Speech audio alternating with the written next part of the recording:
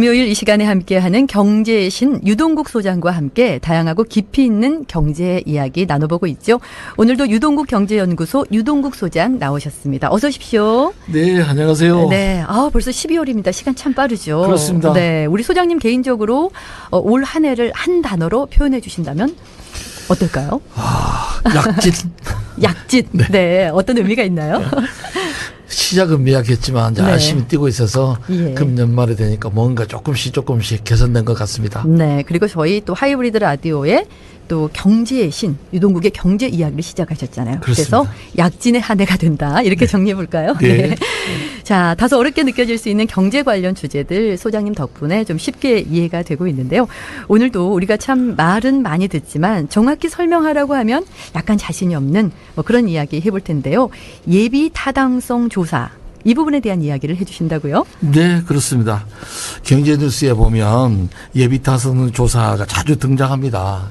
도로, 철도, 공항 이런 SOC뿐만 아니라 지난주에 저희가 언급했던 R&D 예산에 대해서도 언급됐었죠. 우리 삶에서 중요한 영향을 미치고 있기 때문에 오늘 우리 예비타당성 조사에 대해서 한번 얘기 나눠보시죠. 네. 자, 검색창에 예비 타당성 조사를 입력해 보면요. 대규모 개발 사업에 대해서 경제성 분석, 우선순위, 적정 투자 시기, 재원 조달 방법 등 타당성을 검증함으로써 재정 투자의 효율성을 높이기 위한 제도. 이렇게 나오는데요. 우리 소장님께서 좀 더 쉽게 좀 풀어주시죠. 왜? 아주 잘 알고 계시네요. 네. 예비타당성 조사는 총 사업비가 500억 이상이면서 국가가 재정 지원한 규모가 300억 이상이 되는 건설공사가 포함된 사업, 또 지능정보화 사업, 또 지난번에 말씀드렸던 국가 연구개발 사업 등을 대상으로 합니다.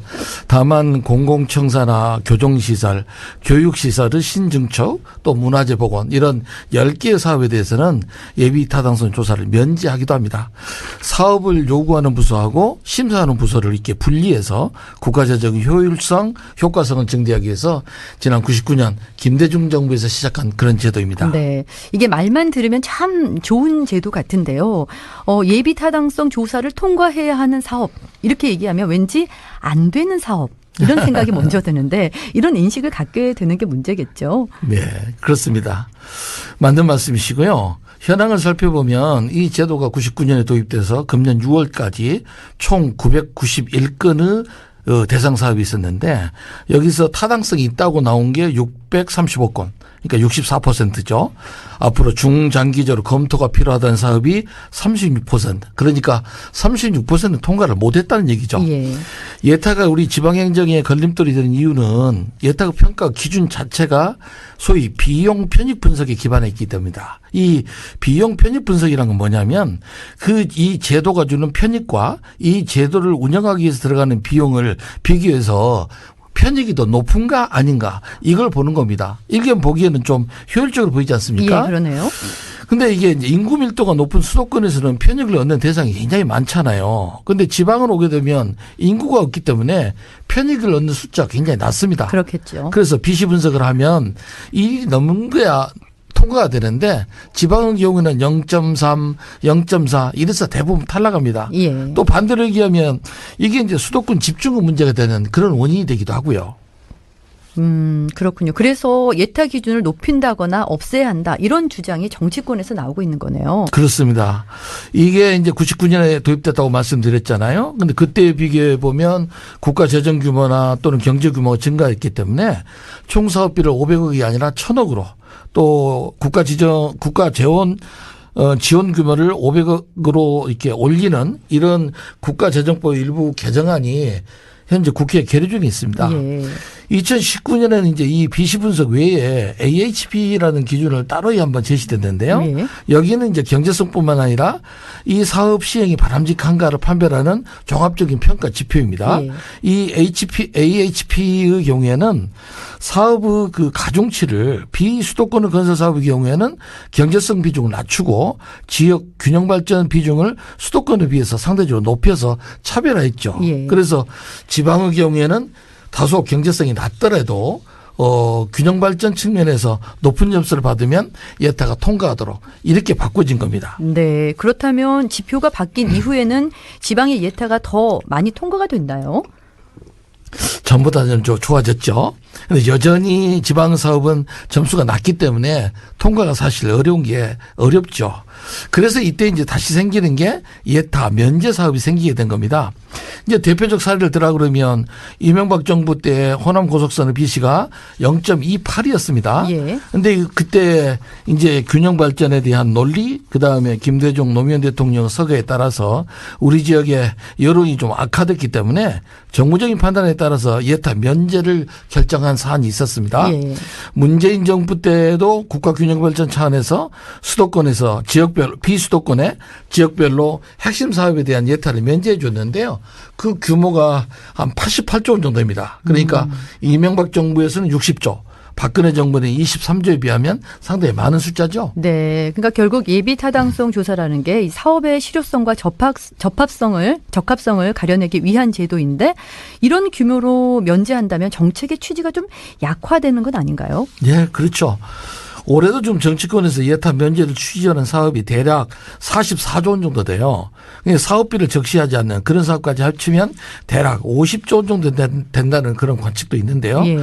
지역의 수건사업 해결을 위해서 예타 면제를 위해서 발의된 특별법도 아주 넘쳐나고 있기 때문에 말씀하신 대로 예타 무력화가 우려할 만한 합니다. 그래요. 이렇게까지 예타를 피하고 싶은 곳은 예타가 그만큼 통과하기 어렵고 또 예타를 또 통하게 되면 지역 수건 사업이 해결이 잘 안 되기 때문인데요. 그렇다면 뭐 제도 자체의 문제도 있지 않을까요? 그렇습니다.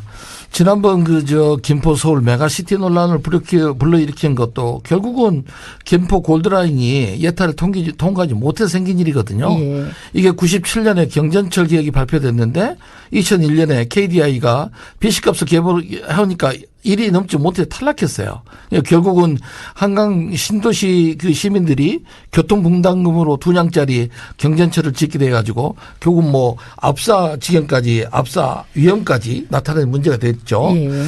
이 문제를 보면 여야가 예타 기준을 상향하는 조정을 논의하고 있는데 예타가 지금같이 이렇게 편법이 난무하고 있고 국가재정이 악화되는 이런 상황에서 현재 500억에서 1000억으로 올린다고 문제가 다 해결된 건 아닙니다. 예. 일단은 예타 기간을 좀 빠르게 할 수 있도록 해야 되고 문서상으로 검토하는 것 외에 다양한 예측 기법을 도입을 해야 할 필요가 있습니다.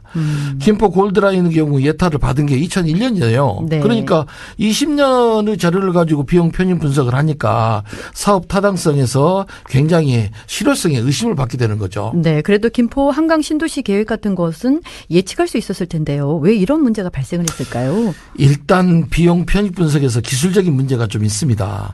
장기적인 사업 경우에는 비용을 지불한 사람은 현재이고 이 편익을 받는 사람은 물론 현재도 있지만 미래의 주민이나 미래의 세대이기 때문에 미래 세대를 위해서 현재 세대를 일방적으로 희생하라 이렇게 말할 수는 없잖아요. 그렇죠. 그래서 할인율을 적용해서 계산을 합니다. 물론 이 할인율을 조정한 작업이 필요한데 이건 전문가 영역이고요. 제가 여기서 강조하고 싶은 거는 미래를 예측하는 데 있어서 행정 노력이 좀 필요하다. 이런 말씀을 드리고 싶습니다. 행정의 노력. 그렇다면 예타 통과를 위해서 노력해야 될 부분이 있다는 말씀이신 거죠? 그렇습니다. 김포 골드라인의 경우하고 아주 유사한 사례가 우리 광주에서도 지금 있죠. 지하철 2호선인데요. 네. 예타가 10년 전에 이루어져서 예타가 진행 과정이 아주 오래 걸렸습니다. 그러다 보니까 비용이 상승하고 경전철로 바뀌고 그래서 1, 2 구간이 착공됐죠. 그 사이에 효춘 지구에는 인구가 3만 명이 입주했어요. 네. 그리고 대천에 산단이 들어왔고 뭐 대략 10,000명 정도 입주민이 예측되고 있습니다.